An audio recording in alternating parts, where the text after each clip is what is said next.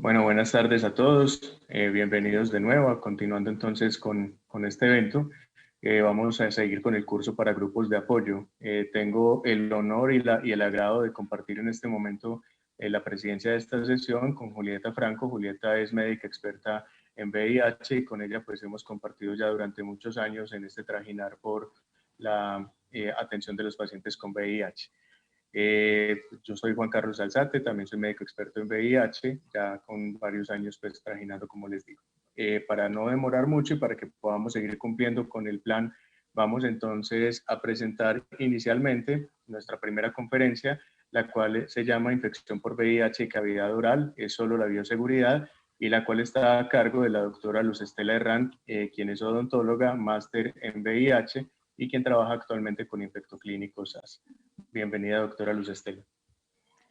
Gracias, doctor Juan Carlos. Quiero agradecer al comité organizador por la invitación a compartir mi experiencia en la práctica odontológica de personas viviendo con VIH. Nuestro título inicial fue Infección por VIH y cavidad oral, ¿es solo la bioseguridad? Es la pregunta. Para mí es mucho más que eso.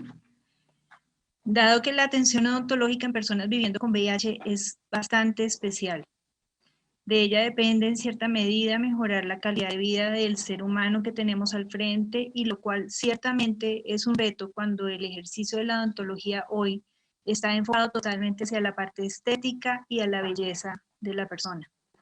Luego es realmente importante la presencia del odontólogo como parte del acompañamiento de nuestros pacientes, ya que esto afecta de manera importante en un mayor grado la morbilidad y la mortalidad de nuestro paciente a futuro. En la salud oral en personas viviendo con VIH, cuando la enfermedad oral es no tratada, afecta a todas las esferas del ser humano, y con mayor razón a nuestro paciente seropositivo. Vamos desde complicaciones sistémicas, pasando por el deterioro inminente y la afectación psicológica importante. Tenemos todo tipo de complicaciones en su entorno. ¿Cómo es la salud oral en las pacientes que viven con VIH? ¿Cómo recibimos nuestros pacientes cuando llegan a nuestro consultorio? Debo decir que no siempre llegan a partir de un programa de atención especializada en VIH, sino que llegan directamente desde la EPS, sin diagnóstico inclusive, y llegan a nuestro consultorio.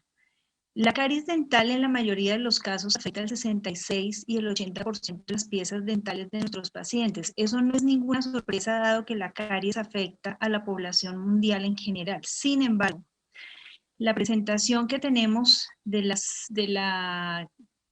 caries en nuestros pacientes es de una manera bastante agresiva. Y esto hace que nuestros pacientes estén expuestos a quedar en algún momento de su vida edéntulos totalmente o parcialmente, comprometiendo su función masticatoria. También hay otros factores que afectan sus tejidos periorales, como la gingivitis generalizada, casi el 54% de ellos la presentan, y el 88% también presentan enfermedad periodontal en algún grado y muy severa. Eso los lleva a pérdida de hueso, haciendo también que a futuro acaben perdiendo sus dientes. La presencia de otras comorbilidades como la diabetes, la hepatitis, la tuberculosis, situaciones de quimioterapia y desnutrición también complican la situación de nuestros pacientes. Manifestaciones orales encontramos de muchos tipos, afectando tejidos dentales. Pues obviamente la caries no es una manifestación del VIH, claramente que no, pero quiero hacer énfasis en estos casos puntuales, como recibimos nosotros a un número importante de nuestros pacientes. Esta caries es de una presentación agresiva, de curso rápido. Es muy diferente a la población general, por eso llama la atención cuando encontramos pacientes de estas características y aún están sin diagnóstico. Podríamos empezar a hacer un análisis exhaustivo de su historia clínica y mirar si de pronto este paciente no es seropositivo para VIH. ¿Qué otros factores son predisponentes para la aparición de manifestaciones o de enfermedad en cavidad oral?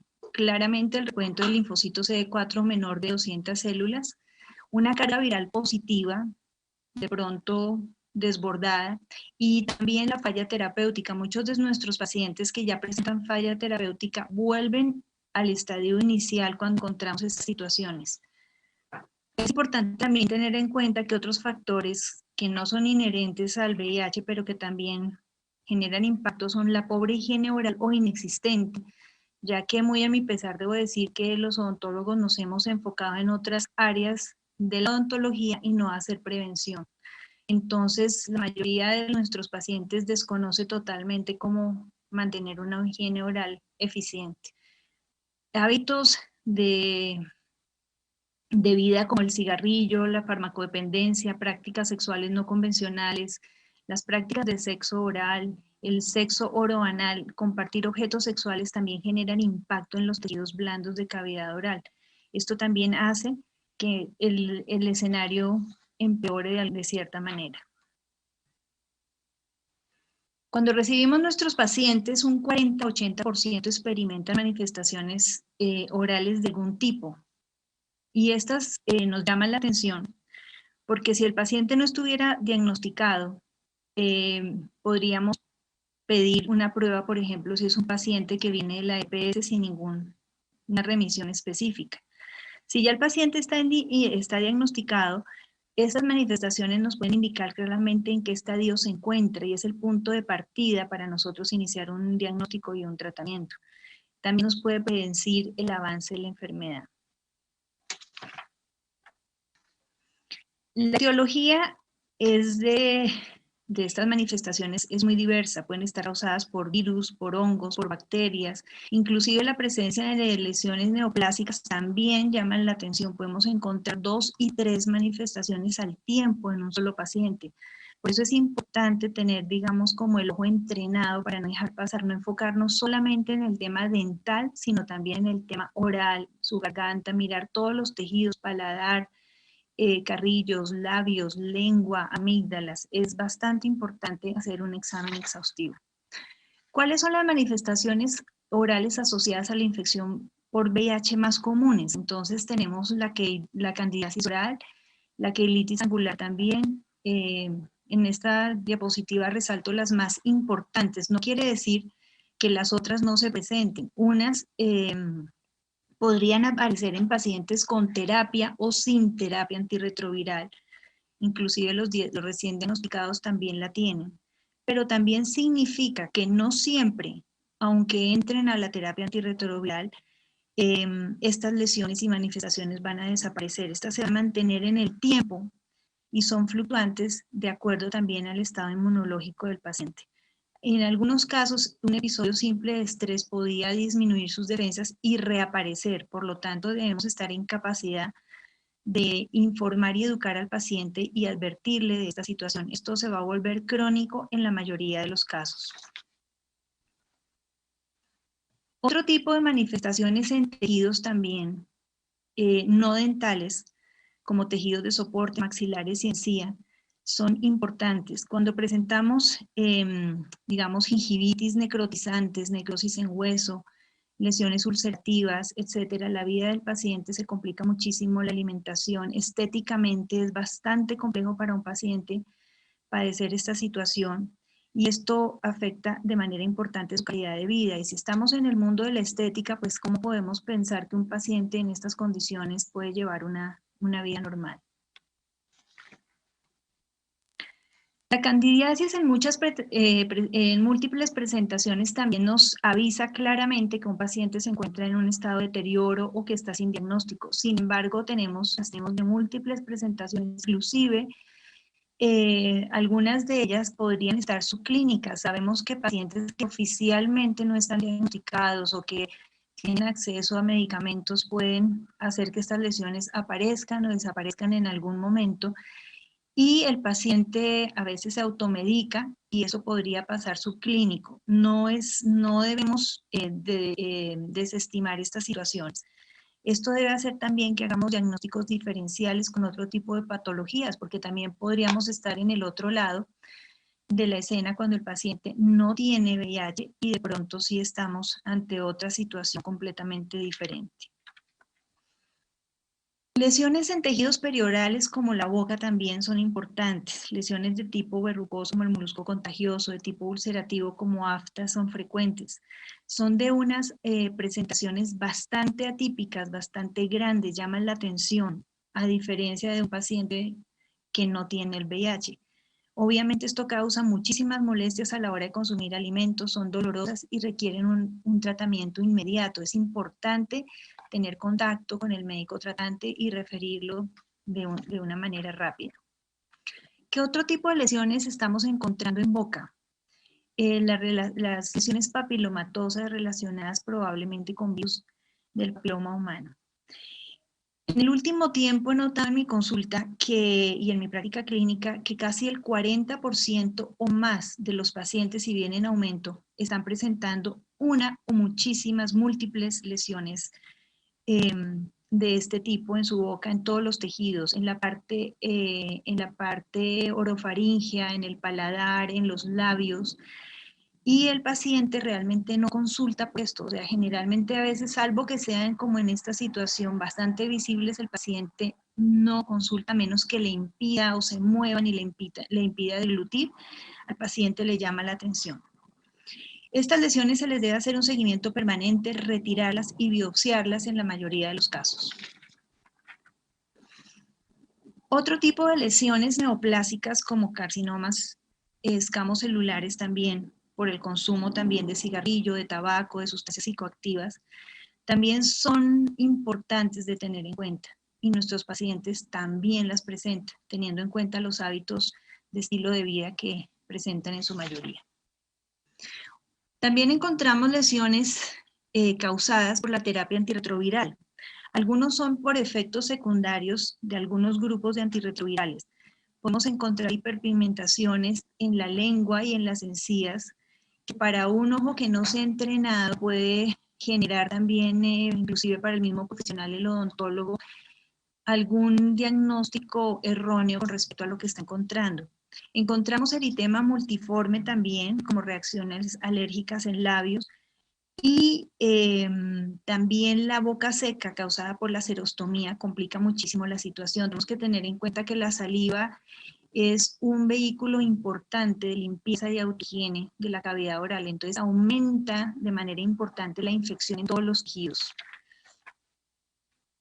Estas son algunas de las situaciones y manifestaciones que podemos encontrar cuando recibimos un paciente con el diagnóstico de VIH.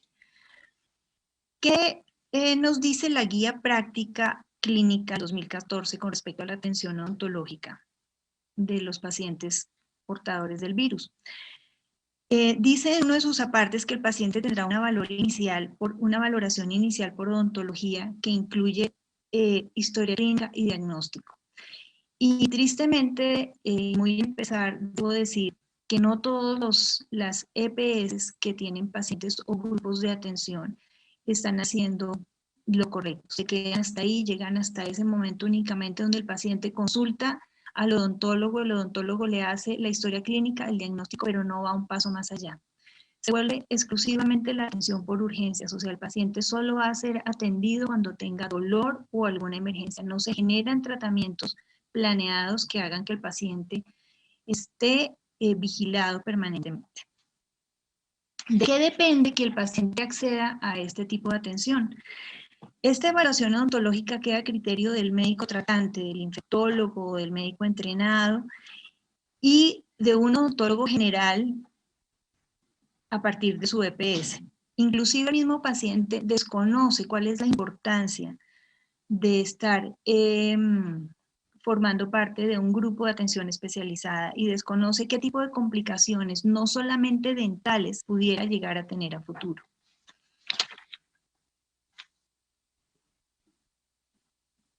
En el manejo de la infección por VIH definitivamente es importante que sea interdisciplinario y que el odontólogo haga parte del equipo. Es de gran apoyo contar con un odontólogo parte del equipo y aquí es donde quiero hacer una invitación. Que todos los grupos, ojalá, de trabajo, de programas especiales, tengan un odontólogo preferiblemente entrenado y es un miembro fundamental que va a ayudar muchísimo en la adherencia al paciente, tratamiento, etc. Es una invitación a considerar la pertenencia de un profesional dentro del equipo. ¿Cuál es el rol del odontólogo en este momento? Cuando finalmente el paciente nos llega, básicamente debemos identificar y diagnosticar todas las manifestaciones orales. Nos volvemos parte del acompañamiento del paciente durante todo su proceso. Desde el diagnóstico inicial hasta la planeación del tratamiento y el seguimiento de las complicaciones, debemos estar presentes en la consulta del paciente. Estas son situaciones que, como escribí antes, no se van a solucionar definitivamente. El paciente va a estar fluctuando entre apariciones de manifestaciones, etcétera, y tenemos que estar atentos a apoyarlo en esta situación. Un paciente, como mostré en las imágenes anteriores, no puede tener una vida normal y una calidad de vida deseable en estas condiciones. ¿Cuál es nuestro rol? Eliminar las infecciones. El motivo de la consulta siempre es el primero que debemos atender. Si el paciente consulta por un tema estético y para él es importante, es prioritario trabajar en eso. Restaurar su función oral es importante. Si le faltan dientes, el paciente no puede comer, no puede alimentarse debidamente.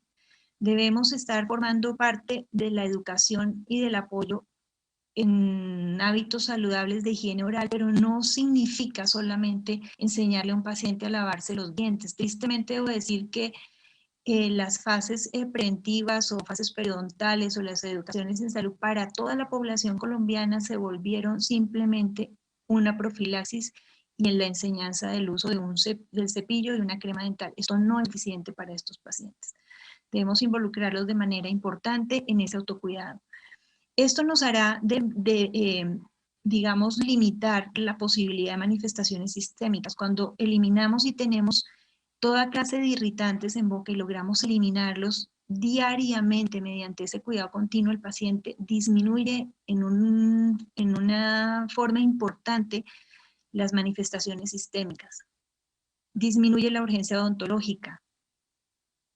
Y esto debe ser un trabajo totalmente interdisciplinario. Deben apoyarnos los médicos en que esta situación se dé. El manejo por parte del odontólogo no solamente incluye la bioseguridad. A partir de la aparición del VIH, nosotros los odontólogos hemos extremado todas las medidas de bioseguridad de una manera estricta. Con la aparición del COVID casi que estábamos ya listos para poder seguir generando atención sin ningún riesgo ni para los pacientes ni para nosotros. Sin embargo, el riesgo ocupacional de origen cortopunzante está presente permanentemente en nuestra consulta. Nos vemos expuestos siempre al accidente cortopunzante y además a todas las comorbilidades que trae el paciente. Estamos expuestos a infecciones de tipo respiratorio. Sabemos que muchos de nuestros pacientes padecen tuberculosis, hepatitis B, y realmente es importante que nosotros tengamos apoyo por parte del equipo cuando nos remitan los pacientes. Es importante que cuando nos envíen en un paciente nos lo envíen controlado, de ser posible, que sea un paciente que ya haya sido ingresado a la terapia antirretroviral, que hayamos tenido una carga viral controlada o por lo menos haya disminuido bastante. Eso hace que si llegáramos a tener un accidente, nosotros tenemos mayor oportunidad de no hacer una seroconversión. Es importante, es un pedido especial que les hago a nuestros queridos colegas médicos. Y que nos envíen también la mayor información de la historia clínica. Esto nos minimiza el riesgo, tanto a los pacientes como a nosotros. Nuestra historia clínica odontológica va obviamente de la mano de la historia médica. Para nosotros es importante los antecedentes, las enfermedades concomitantes que tenga el paciente, diabetes, hipertensión, qué medicamentos está tomando, si fue una transmisión por transfusión, si fue perinatal, qué tipo de transmisión tuvo ese paciente. En el tema de enfermedades de transmisión sexual es muy importante también la información. ¿Por qué? Porque las prácticas sexuales no convencionales y los hábitos de nuestros pacientes generan unas prácticas de riesgo importante que nosotros debemos conocer. Por lo tanto, el odontólogo debe estar en capacidad de acompañar al paciente en este tipo de información, hablar claramente sobre este tipo de situaciones. Los hábitos de farmacodependencia y de cigarrillo y otros tipos de consumo también son importantes para nosotros. Adicionalmente, nosotros hacemos un examen dental completo y estomatológico. Vuelvo y me remito a todos los tejidos periorales. No nos debe interesar específicamente la estética. El diente como tal es importante, pero no es tan relevante como los otros tejidos. ¿Cuándo debemos remitir? Señor. Perdón, tenemos 5 minutitos más para la conferencia. Ok. ¿Cuándo debemos remitir a un paciente a la consulta odontológica? Siempre debería ser en la evaluación inicial, cuando el paciente presente molestia de cualquier tipo, movilidad dentaria, sangrado excesivo, aflojamiento y pérdida repentina de dientes, es importante remitirlo. Cualquier sensación, por boba que nos parezca, que nos describa el paciente, es bien importante. ¿Cuál es el enfoque de la atención de nuestros pacientes? Es importante. La prevención en el autocuidado es la parte más importante del abordaje inicialmente. Nos disminuye el nivel de sangrado a cero y hace que el paciente no retransmita la infección a sus contactos sexuales o sus parejas. Acordémonos del riesgo del contacto de sangre a sangre o piel o mucosa rota en contacto. Eso evita la recontaminación, la diseminación de infecciones sistémicas en lo posible. ¿Cuáles son las responsabilidades del paciente con su cuidado oral? Y por ende nosotros debemos ser muy claros para que el paciente adopte esta postura. Crear hábitos de salud responsable. Debemos lograr que tenga adherencia al programa de atención, que sea adherente a su terapia, que cumpla sus citas, que termine sus tratamientos. Cada paciente debe tener un plan de tratamiento específico. Todos no tienen el mismo. Es único, individual. Debe tener controles semestrales siempre, inclusive hay pacientes que requieren ser vistos por lo menos 3 o 4 veces al año. Priorizar la urgencia. Cuando un paciente con VIH tiene una urgencia odontológica, la mayoría de las veces es cierto y además puede estar inclusive en riesgo su propia vida. Los pilares de la atención odontológica para nuestro paciente conviviendo con VIH deben estar soportados en la oportunidad, la calidad y la continuidad de la atención. No podemos hacer atenciones de urgencias y nunca más volver a seguir a este paciente. Es importante que el paciente tenga un odontólogo de cabecera que lo apoye en todo este proceso. Esto nos lleva a cumplir los objetivos que nos hemos propuesto y llevar a nuestro paciente a una situación de bienestar. Dentro de la igualdad y la equidad que debemos tener todos los colombianos, entre ellos nuestros pacientes, al igual que cualquier ser humano, el paciente con infección por VIH tiene derecho a la protección a la salud y debe proporcionarse con equidad, accesibilidad, oportunidad, efectividad y alta calidad humana. No importa la diversidad sexual, lo importante es el respeto por ese ser humano que tenemos frente a nosotros, que tiene muchísimas necesidades y que acude a nosotros de una manera muy prevenida para que nosotros lo apoyemos. El paciente es corresponsable en su diagnóstico y tratamiento y tiene derecho a participar en todas las decisiones que se tomen referente a su tratamiento y debe ser informado con la verdad. A veces viene con expectativas que no son las ideales.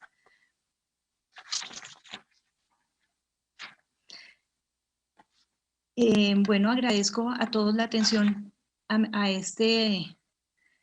esta conferencia. Espero haber dejado en el auditorio la inquietud de hacer del odontólogo parte de su equipo y darle a nuestros pacientes la atención que se merecen en su cavidad oral como parte importante de todo su sistema, devolverles la autoestima y la salud en lo posible. Muchísimas gracias.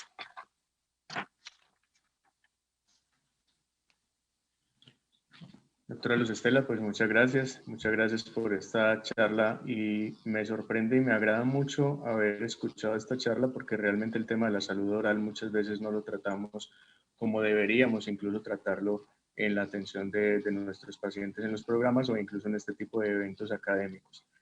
Mientras recibimos preguntas, tenemos 5 preguntas. Olvidé decirles al inicio que la idea es que nuestros conferencistas nos están apoyando con el tiempo y le agradezco a la doctora Luz Estela por el manejo tan efectivo del tiempo, con 25 minutos de la charla, y trataremos de tener entonces después de cada charla 5 minutos de preguntas, así es que si las tienen es el momento para hacerlas. Mientras tanto, doctora, yo sí quisiera preguntarle algo, y es en su experiencia, que es amplia y que ha sido muy adentro de los programas de VIH, ¿qué podemos hacer o qué estrategias se podrían implementar o han implementado ustedes dentro del programa para lograr un trabajo interdisciplinario con las diferentes entidades? Usted ahorita mencionaba, y yo estoy de acuerdo con usted, en que muchas veces solamente se contrata una atención, casi que un tamizaje de acuerdo a lo que nos dice la guía de VIH, y a veces nos ceñimos solamente a eso, pero no vamos mucho más allá. Entonces, ¿qué estrategias han podido implementar ustedes que puedan ser exitosas para un seguimiento adecuado de la salud oral y con esto la prevención de complicaciones? Gracias, doctor Juan Carlos. Es muy importante que en la guía sea incluida la atención odontológica como un tratamiento planeado como una consulta permanente de los pacientes. Nosotros no podemos quedarnos con un diagnóstico. Me da mucha tristeza decir que algunas EPS que conozco solamente citan al paciente, les hacen el diagnóstico, la historia clínica, el paciente se presenta con dolor, urgencia, emergencia, cualquiera de las situaciones que acabamos de ver, y simplemente lo levantamos de la silla diciéndole que ya hicimos su historia clínica y que ya tenemos su diagnóstico, pero que no le podemos hacer absolutamente nada, que debe devolverse a su EPS primaria para que allá le solucionen la urgencia. Es cuando llegamos a situaciones extremas como las de los pacientes que mostré, que a pesar de muchos años y todo vienen quedándose edéntulos, no tienen la posibilidad de rehabilitarse de alguna manera. Tengamos en cuenta que la rehabilitación no está dentro del plan obligatorio de salud. Entonces el tema no es estético. Este paciente se merece ser atendido de principio a fin, hasta que lo estabilicemos, hasta que nos volvamos parte de su equipo, de su apoyo, que si tiene alguna necesidad puntual pueda llamarnos y nos pueda consultar cualquier cosa que necesite. Debe ser incluida en la guía el tratamiento básico, pero no la historia clínica y el diagnóstico. Eso no es justo realmente.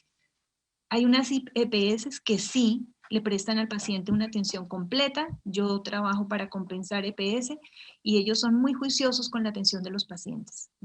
Se preocupan bastante por la salud de sus pacientes, pero tristemente y muy a mi pesar debo decir que no todas son así. Bueno, muy bien. Doctora, entonces de nuevo le agradezco por el tiempo, le agradezco por su excelente charla, y dándole entonces premura a que continuemos cumplidos con el programa, pues le doy paso a mi compañera Julieta para presentar a nuestra siguiente conferencista. Doctora, de nuevo, gracias. Muchas gracias.